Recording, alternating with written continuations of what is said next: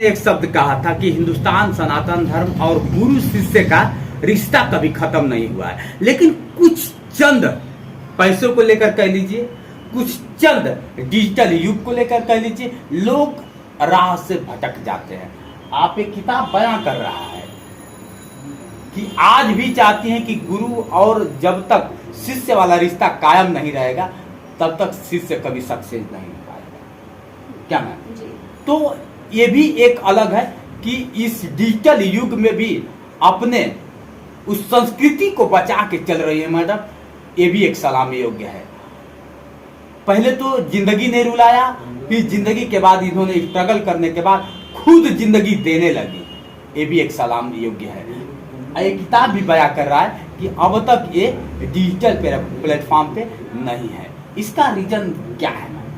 देखिए, मैं एक बात बता रही हूँ, आपने बहुत सारे शिक्षक का यूट्यूब पे इंटरव्यू किया है, सबका मैंने भी इंटरव्यू देखा, मैं देखती भी हूँ। आप एक बात बताइए कि आज आप क्या पटना में होते या लखनऊ में होते तो उतना बेहतर मेरा इंटरव्यू कर पाते जितना बेहतर अभी मेरे पास यहाँ कर रहा है? नहीं कर पाते। तो मैंने एक चीज़ महसूस किया कि मेरा जो विद्यार्थी मुझे जो यहाँ पे खड़ा कर दिया, मुझे इस योग्य बना दिया कि मुझे जितेंद्र जी जैसे व्यक्ति जाने, मुझे इस योग्य बना दिया कि मुझे बिहार के लोग जाने, उस विद्यार्थी के समस्याओं को मैं नहीं सुन रही हूँ, उस विद्यार्थी के कष्ट को मैं नहीं सुन रही हूँ, उस विद्यार्थी के प्रॉब्लम्स को मैं देख नहीं रही हूँ, और सिर्फ मैं आई डिजिटल बोर्ड पे और मैं खड़े होके वो सब बोल के चली गई जो मुझे आता है, तो फिर मैं कैसे अनुभव कर लूँगी कि सामने वाला विद्यार्थी पढ़ रहा है? वहाँ तो मैं पढ़ रही हूँ ना, सामने वाला विद्यार्थी पढ़ रहा है कि नहीं, इस चीज़ को जानने के लिए मैं आज तक डिजिटल प्लेटफॉर्म पे नहीं आई।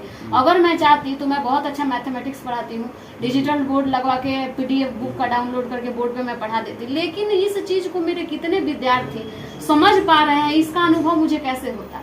इस अनुभव को जानने के लिए आप मेरी ये पुस्तक देख रहे हैं, इसमें से कोई भी पुस्तक निकालिएगा, वो चाहे किसी राइटर का हो, प्रत्येक पुस्तक में पेंसिल लगा हुआ होगा, प्रत्येक पुस्तक पे पेंसिल चला हुआ होगा, प्रत्येक पुस्तक में इम्पोर्टेंट फैक्ट को मैंने हाईलाइट करके रखा हुआ है। तो मैं इस चीज़ को पढ़ी हूँ और मैं इस चीज़ को विद्यार्थी को पढ़ाना चाहती हूँ। तो क्या मैं यूट्यूब पे किताब लेकर खड़ी हो जाऊँगी तो मेरे विद्यार्थी पढ़ेंगे? या ऑनलाइन मीडियम से मैं पढ़ाने लगूंगी तो मेरे स्टूडेंट पढ़ेंगे? नहीं। ऑनलाइन या मैं बोर्ड पे खड़े होकर पढ़ाऊंगी तो भी मेरे विद्यार्थी वही पढ़ेंगे जो मैं चाहती हूँ। लेकिन जब मैं अपने विद्यार्थियों से जुड़ के पढ़ाती हूँ, कॉपी पेन पे पढ़ाती हूँ, तो मुझे संतुष्टि होती है, मुझे खुशी होती है कि मैं वो चीज़ पढ़ा रही हूँ जो मेरे विद्यार्थी पढ़ना चाहते हैं। और शायद आप जानते होंगे कि अभिमन्यु जैसा व्यक्ति चक्रव्यूह को भेद दिया, इसका कारण क्या था कि वो अपने गुरु के सानिध्य में रह के और उस सारे कला को सीखा, अपनी समस्याओं को दूर किया, तब जाके वो चक्रव्यूह भेदा। अर्जुन जैसा व्यक्ति बिना देखे अंधेरे में बाण चला लेता था, इसका योगदान किसको जाता है? द्रोणाचार्य जैसे गुरु को, क्योंकि उस गुरु के सानिध्य में वो रहा तो उतने कम समय में वो अंधेरे में बाण चला लेता था और अपने भाई से प्रेरित हुआ था कि मेरे भीम भैया अगर अंधेरे में खा सकते हैं तो मैं अंधेरे में बाण क्यों नहीं चला सकता हूँ? और उससे प्रेरित होकर उन्होंने बाण चलाया और कईयों का संहार किया, पापियों का। लेकिन मैं सोचती हूँ कि अगर मैं सोशल मीडिया से जुड़ती हूँ, सोशल मीडिया पे मैं एक्टिव रहती हूँ, तो शायद मैं अपना आधा से अधिक समय तो उस पर दूंगी कि मुझे लोग देखें, मैं कैसे वायरल हो जाऊँ, मुझे लोग कैसे पसंद करें। लेकिन मैं जब अपने विद्यार्थियों को उंगली कॉपी पेन पे पढ़ाती हूँ तो वो अपनी समस्या बोलते हैं, मैम ये नहीं समझ में आया, फिर से समझा दो ना, मैम ये नहीं हो रहा है, फिर से बता दो ना। लेकिन क्या कोई सोशल मीडिया में से पूछ पाएगा ऐसे? जिस तरह से देखा जाए तो वाकई आप जो कह रहे हैं डिजिटल युग में सभी लोग अपने आप में सेलिब्रिटी बन गए। अब हमें ये बता दीजिए मैम कि सेलिब्रिटी, एक शिक्षक क्या सेलिब्रिटी कभी बन जाएगा, या फिर क्यों सेलिब्रिटी बनना चाहता है शिक्षक? देखिए, ये तो मैं इस पे कुछ कॉम्प्लीमेंट अपना नहीं देना चाहती हूँ, क्योंकि जो हमारे अभी समय का एजुकेशन है वो व्यवसाय का एक हिस्सा बन गया है और प्रत्येक व्यक्ति चाहता है कि मुझे लोग जाने। तो सेलिब्रेट कैसे जाने? अपने आप को सेलिब्रेट तो जब गुरु सेलिब्रेट समझने लगेगा अपने आप को तो फिर शिक्षक कैसे दे पाएगा वो तो आप बताइए। आप महसूस किए होंगे, बड़े बड़े शिक्षण संस्थान के वीडियोस वगैरह देखते होंगे तो आप महसूस किए होंगे कि शिक्षक आते हैं और एक स्टेचू की तरह आते हैं, बोलते चले जाते हैं। क्या बीच में कभी कोई शिक्षक आके ये कहता है हमारे शिष्यों ने ये कहा, हमें शिष्यों ने ये ला के दिया है? यार आप हमारे यहाँ आए होंगे तो महसूस किए होंगे कि आते समय भी विद्यार्थी हमसे जुड़े, जाते समय भी जुड़े। तो मेरे को ये लगता है कि सेलिब्रिटी बनना एक गुरु की परिभाषा नहीं है। अगर गुरु बनना है तो चाणक्य की तरह कार्य करना होगा, चाणक्य की तरह वैसा कार्य करना होगा कि एक धनानंद को तोड़ने के लिए चाणक्य ने चंद्रगुप्त को खड़ा किया तो लुप्त होके खड़ा किया, अपनी शिखा को तो खोल लिया लेकिन छुप छुप के शिक्षा दिया था कि छुप छुप के मैं इसको शिक्षा दूंगा तो मैं इसको बारूद बनाऊंगा तो कल हमारे देश के पापियों का ये संहार करेगा और संहार करके अखंड भारत का निर्माण करेगा। और आप बताइए कि आज बीपीएससी जैसे पेपर लीक हो जा रहे हैं, दरोगा जैसे पेपर्स दिख जा रहे हैं, इसका कारण क्या है? ये डिजिटल मीडिया। शायद डिजिटल मीडिया एक्टिव नहीं होता तो ये इतने जल्दी नहीं हो पाते ये सारे कार्य।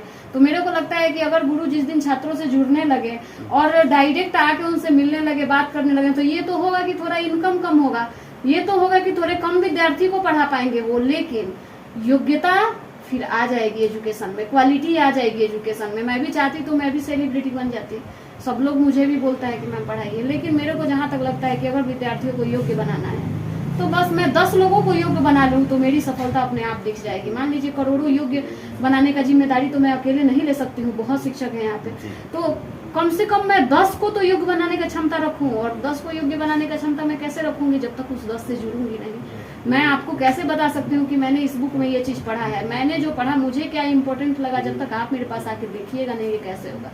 तो एक सेलिब्रिटी और एक शिक्षक में बहुत अंतर होता है। सही कहा, वाकई दिखता भी है। अगर सच्चाई जिसके अंदर गुण होगा झलकेगा, चिल्लाएगा नहीं, हो झलकता है। क्योंकि आप भी जानते हैं घड़ा भरा होता है तो शोर नहीं करता है, और जो नहीं भरा होता है तो इतना शोर करता है कि अगल बगल वाले भी लोग जानते हैं कि उसके घड़े में पानी ही पानी है। तो उस पानी में क्यों लोग डूब जाना चाहते हैं जिसमें कि आधा ही है, उसको लोग नहीं परख पाते जो फूल भरा होता है। तो आप में कहीं ना कहीं वो गुण है, और गुण को जितेंद्र सलाम करता है। और इसी बिहार में लोग कहते हैं कि बिहार में 2 ही लोग प्रसिद्ध हैं, या तो टीचर नहीं तो फटीचर जी। ये जितेंद्र कहता है कि बिहार में 2 लोग सिर्फ प्रसिद्ध होते हैं, या तो टीचर प्रसिद्ध हो जाएगा ना तो फटीचर प्रसिद्ध होता है। जिसको आप कहते हैं कि गाना गाता है, नाचता है, डांस करता है, मैं उसको फटीचर समझता हूँ। कला है, मैं ये नहीं कहूंगा, कला अपना दिखाता है, लेकिन बिहार की स्थिति अगर आज जितेंद्र को नजर होते अगर आप देखते हैं तो 2 ही लोग हमारे नजर में प्रसिद्ध है, एक टीचर और एक फटीचर। और बिहार को बिहार बना दिया इन दोनों लोगों ने। बिहार को कोई नहीं जानता था, लेकिन बिहार को बिहार बना दिया। चलिए, आपने समय दिया है, बहुत अच्छा भी लग रहा है कि वाकई डिजिटल युग में और उस संस्कृति को बचा के आप रखी हैं। मुझे भी आज एहसास हो रहा है कि नहीं, जो लोग देख भी रहे होंगे उनको भी समझ में आता होगा कि नेहा भी चाहती तो नेहा नॉर्मल नहीं है, नेहा का मतलब ही कुछ अलग होता है ना। लेकिन नेहा उस युग में नहीं जीना चाहती है जिस युग से कुछ क्षण के लिए हमें सुख तो है लेकिन दुख पूरा जिंदगी भर दे बैठेगा। आप देखिएगा, आप खुद उठा के देखिए कि कितने ऐसे आईएएस आईपीएस बनने वाले छात्र हैं जो सोशल मीडिया से एक्टिव हैं या उतना सोशल मीडिया पे ही डिपेंड है, ऐसे एक भी नहीं मिलेंगे। अच्छा, उद्देश्य क्या है जिस तरह से आप तैयारी कर रहे हैं? आपका उद्देश्य क्या है? मेरा अपना उद्देश्य है कि इस रचित कॉम्पिटिटिव जोन को उतना ब्रॉड बनाना है कि कोई भी विद्यार्थी आए तो बस अपने गुरु से जुड़े और जुड़ के पढ़ के आदमी बन जाए। छात्रों को आदमी बनाना, नौकर नहीं, छात्रों को आदमी बनाना। जब हमारे विद्यार्थी किताब में डूबते हैं और जब पुस्तक को पढ़ना शुरू करते हैं, आके बोलते हैं मैम इस किताब में तो मैंने ये चीज सीखा, तो मुझे बहुत अच्छा लगता है। जब मेरा एक विद्यार्थी एक किताब पढ़ लेता है ना तो मुझे बहुत खुशी होती है कि वाह, एक किताब आज खत्म कर दिया मेरे विद्यार्थी। उस दिन मैं छात्रों के बीच मिठाई बंटवाती हूँ कि तुम मिठाई बांट के अपने दोस्तों के साथ सेलिब्रेट करो कि तुमने एक पुस्तक खत्म कर लिया। नोट्स तो सैकड़ों तुम खत्म करोगे, नोट्स तो सैकड़ों तुम खत्म करोगे। किसी दूसरे की लिखी हुई किताब को कोई दूसरा पढ़ाया, कोई दूसरा उसको पढ़ के कंप्लीट कर दिया, ये अपने आप में तारीफ है। किसी दूसरे के बनाए हुए मार्ग पे हम चले, और एक है कि अपना मार्ग बनाया, उस पर लोगों को प्रेरित किया कि चलो मैं अपना नोट्स बना देती और उतने ही मैं छात्रों को रख देती, तो ये एक मेरा बिजनेस हो जाता। मेरे नाम से बुक छपते, मेरे नाम से पॉम्पलेट छपते, मेरे नाम से नोट्स बनते, सारे स्टूडेंट्स पढ़ते। लेकिन मैंने एक चीज अपनाया कि नहीं, हम वो पढ़ेंगे जो परीक्षा मांगता है। तुम किसी भी राइटर का किताब लेके आओ, मैं पढ़ाऊंगी। और मेरे यहाँ विद्यार्थी, वहाँ मैथमेटिक्स की किताब लगी हुई है अलमीरा में, लगभग 32 पब्लिकेशन की मैथमेटिक्स की किताब है, और मेरा विद्यार्थी उसमें से कोई भी किताब उठा के लाता है और पढ़ता है। यहाँ जीके की किताब लगी हुई है, ये सारी जीएस की किताबें, आईएएस पीसीएस की किताबें हैं। इन किताबों को मेरे स्टूडेंट्स आते हैं, उठा के पढ़ते हैं, तुम पढ़ो। मैं तो यहाँ तक कहती हूँ तुम सक्षम नहीं हो तो मैं खरीद के दूंगी, तुम पढ़ो किताब। मैं सक्षम हूँ, मैं इतनी सक्षम हूँ, ईश्वर ने मुझे इतनी क्षमता दी हुई है, इसका मुझे थोड़ा सा भी गट्स नहीं है। मेरे पास आज भी मेरा बैंक बैलेंस देखिएगा तो 0 है, सिर्फ इस शिक्षा के कारण।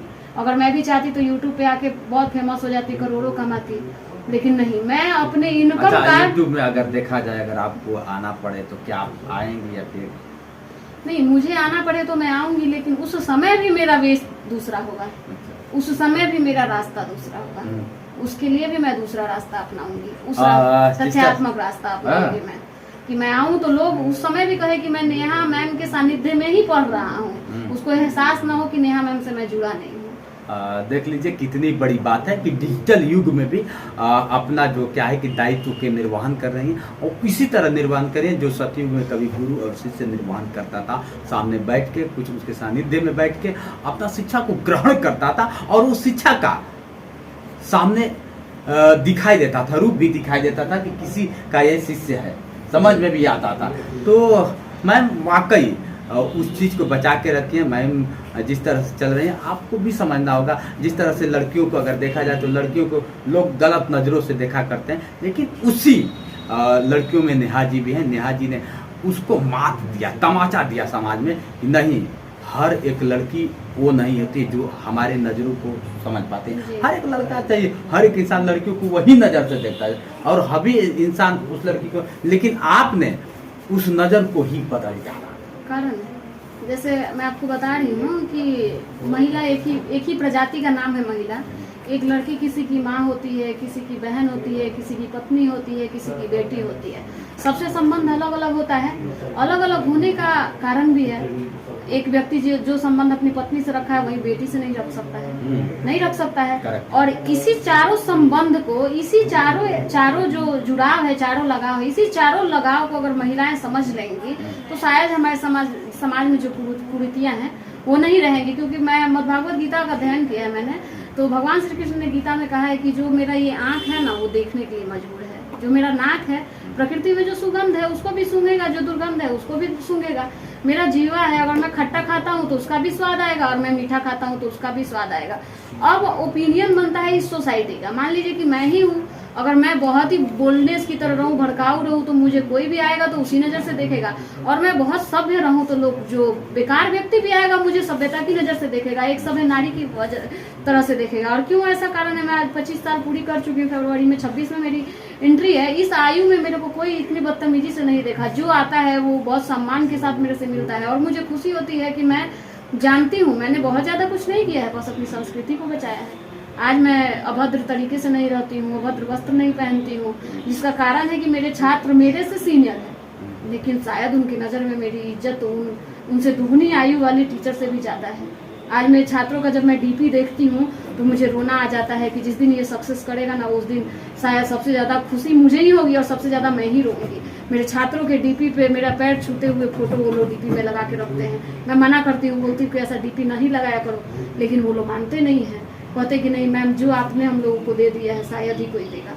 तो इसका देन सिर्फ और सिर्फ यही है कि मेरे को जो व्यक्ति मिला, मेरा जो गुरु है, उसने मेरे को इस वे में ट्रीट किया है कि जब लोग मुझे देखते हैं तो उनका विचार बदल जाता है। मुझे देख के लोगों का विचार बदल जाता है, जबकि मेरे पास ना तो पिता है ना भाई है। माँ भी है तो माँ कोसों दूर रहती है घर, और अकेले में रहती हूँ, और अकेले में सारे चीज़ों को बचा के रखी हूँ। और मुझे लगता है कि महिलाएं जिस दिन अपना नेतृत्व क्षमता पहचान लेंगी ना, महिलाओं का कोई बाल बांका नहीं बिगाड़ सकता है। और महिलाएं एक दिन ऐसा कर जाएंगी कि समाज में जिस तरीके से पहले महिलाएं स्तंभ बन के थी, आज भी रहेंगी। वैदिक काल में आप देखिएगा तो घोषा, पाला, विश्वरा, ये सब महिलाएं ऋचाएं लिखती थी, इतना बड़ा बड़ा कार्य करती थी। क्या कारण आ गया कि आज महिलाओं को उनके मतलब यौवन के कारण उनको बुरी नज़र से देखा जाता है? ये तो उनका विचार है। वही महिला थी कि उस समय विदुषी का काम करती थी, वही महिला आज कलंकिनी का काम कर रही है। वही महिला थी कि उस समय ऋचाएं लिख लेती थी, ऐसा ऐसा ग्रंथ लिखती थी कि लोग देखते रह जाता था, अरे किसी महिला ने लिखा है। वो सभा में, समिति में भाग लेती थी। वही चीज आज भी आ जाता है, आज भी होता है, जब महिलाएं हमारी सभ्यता को बचाते हुए अच्छे वे में काम करती। आप महसूस किए होंगे, मैक्सिमम जगह जाएंगे तो रिसेप्शन पे काम करते हुए महिलाएं मिलेंगी, दुकान पे काम करते हुए महिलाएं मिलेंगी। मैं तो यही सोचती हूँ कि वो महिलाएं ये क्यों नहीं सोचती हैं कि ऐसा दुकान मेरा होगा, ऐसा बिजनेस मेरा होगा जिसके रिसेप्शन पे कोई पुरुष बैठा होगा। ये सोचना चाहिए ना। तो महिलाएं जिस दिन अपना सोचने का क्षमता बढ़ा लेंगी, अपने नेतृत्व का क्षमता बढ़ा लेंगी, जिस दिन अपने कौशल को पहचान लेंगी। आज मेरे गांव में जाइएगा तो निःशुल्क आर्ट एंड क्राफ्ट सेंटर मेरा चलता है। मैंने महिलाओं को इसलिए ये चीज़ दिया कि तुम ये करो, आज मान लो कि तुम सक्षम हो, तुम्हारा पति सक्षम है, पर किसी का खुदा न खास्ते कुछ बुरा हो जाए तो तुम सक्षम रहोगी तब तो कुछ कर पाओगी। और इस सक्षमता ने मेरे अंदर ऐसा ही नहीं है कि मैं सिर्फ यही जानती हूँ, एजुकेशन पढ़ाना लिखाना जानती हूँ, मैं महिलाओं के प्रत्येक कार्य को जानती हूँ, मैं ब्यूटिशियन का कोर्स जानती हूँ, मैं सिलाई कटाई सब कुछ जानती हूँ, लेकिन मैंने इस कार्य को इसलिए चुना, मैं अभी पढ़ रही हूँ तो एक विद्यार्थी होने के नाते जब मैं इसमें अध्ययनरत रहूंगी तो इसमें और बेहतर करूंगी। और जो भी शिक्षक कहते हैं कि हम आते हैं आके पढ़ा के चले जाते हैं, मेरे को नहीं लगता है कि वो शिक्षक है। जो व्यक्ति सही विद्यार्थी नहीं बन सकता है वो व्यक्ति किसी दिन सही शिक्षक बन ही नहीं सकता है। इसलिए एक शिक्षक को भी जरूरी है कि एक सही विद्यार्थी बने, योग्य विद्यार्थी बने, विद्यार्थियों के कष्ट को समझे, विद्यार्थियों के दुख को समझे और दुख को समझते हुए अपने आप को रिप्रेजेंट करे, तो शायद उनका कष्ट जो होगा समय से पहले समाप्त हो जाएगा। वाकई अच्छा लगा आपके साथ बात करके और आपकी जीवनी को सुन के। जिस तरह से महिलाएं अगर देख रही होंगी और चाहे जिस पुरुष भी देख रहा हो तो हर एक महिला में एक नज़र से ना देखने का प्रयास करे, और हर एक महिला एक तरह नहीं होती है। आज हमारे बीच में रही भारत की एक ऐसी महिला, एक भारत की ऐसी बिटियां हैं जो आज अपने आप में एक मिसाल हैं। अगर उदाहरण देना है तो नेहा जी का दीजिए ना। जिस लोग कहते हैं कि तुरंत कह देते हैं अरे गलत हो गई है क्योंकि इसके माँ बाप नहीं है, इसका भाई नहीं है, लेकिन ये क्यों नहीं गलत हो गई? इसका तो ना साया बाप से उठ गया ना भाई रहा। एक माँ के मार्गदर्शन पे चल के आज इन्होंने एक अलग पूरी लोग बाल्यावस्था भी बिता दी, जवानी भी धीरे धीरे अब उस पड़ाव पे है जिस लोग कहते हैं कि यही जवानी है, लेकिन जवानी का भी कोई कहानी नहीं है। ये अलग एक इतिहास को लिखने के लिए व्याकुल है। चलिए दोस्तों, आज के लिए बस इतना ही। और आज हमारे बीच में रही नेहा जी, और नेहा जी जैसे लोगों से आज मुझे यही प्रेरणा मिला और आप लोगों को भी मिला होगा कि हर एक घर में नेहा को पैदा होना पड़ेगा, नेहा जैसा बनना पड़ेगा। अगर नहीं बनेगी तो वाकई इन्होंने एक शब्द मुझे कहा है, आज तक मैंने ये नहीं शब्द सुना था कि चार वही पत्नी बनती है, वही सच्चाई है। लेकिन हमारी नज़र क्यों नहीं चारों पे एक होता है, चारों पे चार नजर होता है। सलाम करता हूँ आपको, और आज के लिए बस इतना ही। बने रहिए हमारे वीडियो के साथ। मैं हूँ जितेंद्र दिव्यांग और आप देख रहे हैं मेरा यूट्यूब चैनल जोश एक्सप्रेस। नमस्कार दोस्तों।